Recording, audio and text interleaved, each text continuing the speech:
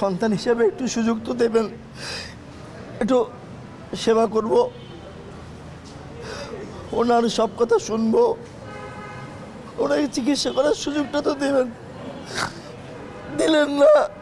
একটি শোক বলতে না বলতে কিন্তু আরেকটি শোক আপনারা দেখেছেন। আসলে প্রবীরদার সঙ্গে আমার স্মৃতি জড়ানো কোনো ঘটনা নেই।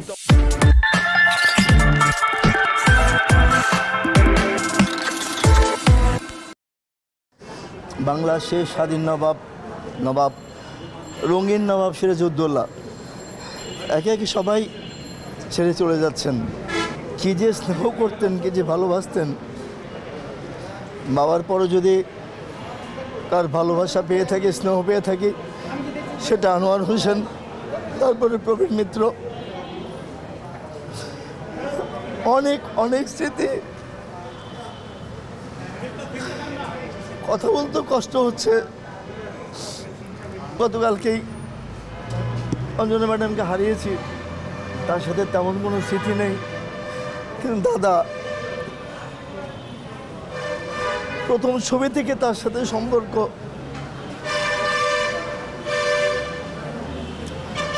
হাতে পায়ে ধরে অভিনয় ভুল হতো সেটাই শিখিয়েছেন, এখন তো আর শেখানোর লোকও নেই। আমরা তো সবচেয়ে বড় হয়ে গেলাম। কষ্ট হচ্ছে যে দাদা সুযোগে দিলেন না। সন্তান হিসেবে একটু সুযোগ তো দেবেন, একটু সেবা করব, ওনার সব কথা শুনবো, ওনাকে চিকিৎসা করার সুযোগটা তো দেবেন, দিলেন না, দিলেন না, দিলেন না। যখন বৌদি অসুস্থ হয়েছিল, আমি সেই সংসারটা দেখেছিলাম। 9 মাসের জন্য চলে গিয়েছিলেন ব্যাঙ্গালোরে। এই মিথুন, আকাশ, মণি সবাই ছোট ছোট।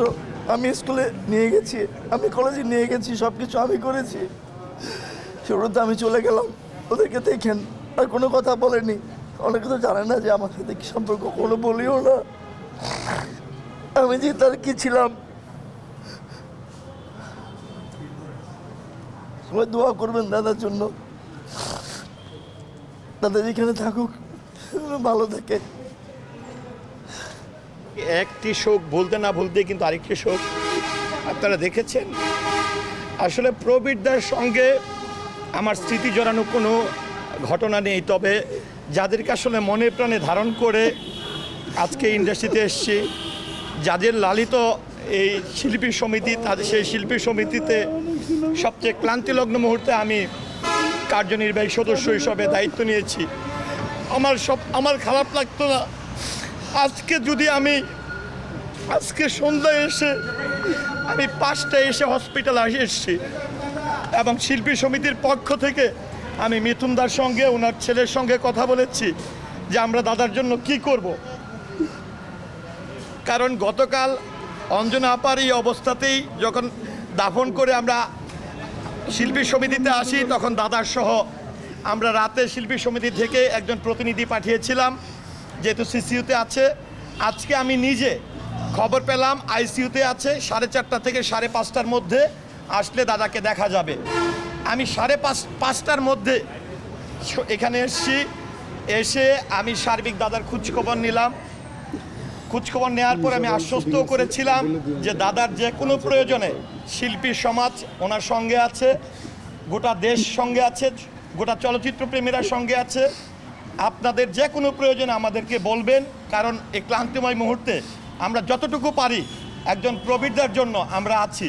সেই আশ্বস্ত করে যখন আমি এখান থেকে গেলাম, আমি ভাবতে পারি নাই যে অঞ্জনা আপা যেরকম, আমি হাসপাতাল থেকে জাস্ট কাপড় চেঞ্জ করতে বাসায় গিয়েছিলাম, বাসায় পা রাখার পরই খবর পেলাম অঞ্জনা আপা নেই, ছুটে আসলাম। কালকে দাফন পর্যন্ত, আজকে হসপিটাল থেকে জাস্ট মগবাজারে গেলাম, প্রবীরদাকে নিয়ে গল্প হচ্ছিল, কথা হচ্ছিল, অঞ্জনা আপার মিলাদ নিয়ে কথা হচ্ছিল, কিন্তু এরই মধ্যে আরেকটি শোক আমাদেরকে আল্লাহ তাআলা দিবে এটা আমরা ভাবতে পারি নাই।